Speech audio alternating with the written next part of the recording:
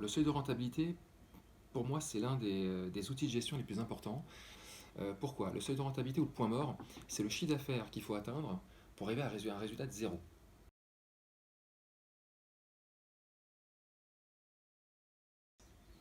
Une charge fixe, c'est une charge qui ne variera pas, quelle que soit l'évolution de l'activité. Je pense par exemple à un loyer. Le loyer, qu'on soit à 50 000 euros de chiffre d'affaires ou à 150 000 euros, le loyer va rester le même. Mis à part l'indexation annuelle, il va rester le même. Ça peut être une maintenance informatique par exemple, le téléphone va rester fixe. Donc ces charges-là, on les isole, ce qu'on appelle les charges fixes. Et après, les charges variables. C'est des charges qui vont évoluer soit en fonction de l'activité, soit en fonction d'une dépense. Par exemple, en charge variable, on peut très bien avoir le consommable. On sait que pour telle mission, il y aura tant de pourcentage de consommables.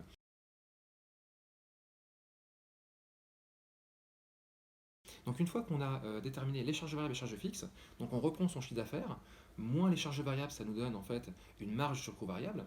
Cette marge sur coût variable, on la traduit en pourcentage par rapport au chiffre d'affaires. Et ce qu'on fait, c'est qu'on prend les coûts fixes, on les divise par le pourcentage sur marge sur coût variable, et le chiffre qu'on obtient, ça nous donne le point mort. Et ce point mort, donc imaginons par exemple pour une entreprise lambda c'est 100 000, on peut le traduire de différentes façons. Donc on sait qu'une fois qu'on atteint 100 000 euros de chiffre d'affaires, on est à zéro. Alors après, comment est-ce qu'on peut le traduire? On peut le traduire d'abord mois par mois. C'est-à-dire qu'on va se dire, ces 100 000 euros, si on les divise par 12 ou par 11, 11 si on tient compte d'un mois de congé pour l'équipe, bah 100 000 euros divisé par 11, ça fait un certain montant. On sait que, par exemple, tant qu'on n'a pas atteint ce montant-là sur le mois, bah, on continue à payer les frais de fonctionnement de la société. Et dès qu'on dépasse ce montant-là, on sait qu'on commence à gagner de l'argent. Voilà. Donc ça peut être au bout de 2 semaines, 3 semaines, au bout des 3 derniers jours du mois, hein.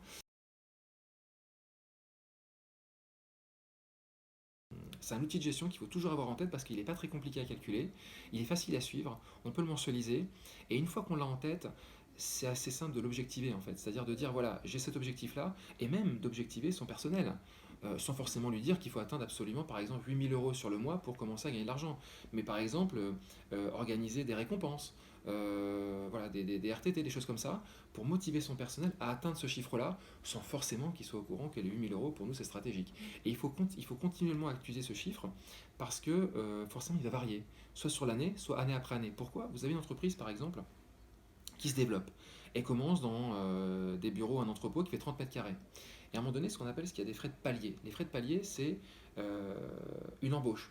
On augmente le palier des frais fixes. C'est le changement de local. On passe de 30 mètres carrés à 100 mètres carrés. Forcément, le loyer ne sera pas le même. Ce qu'on appelle des frais de palier. À chaque fois que vous avez des frais de palier, forcément, comment dire, le point mort se modifie.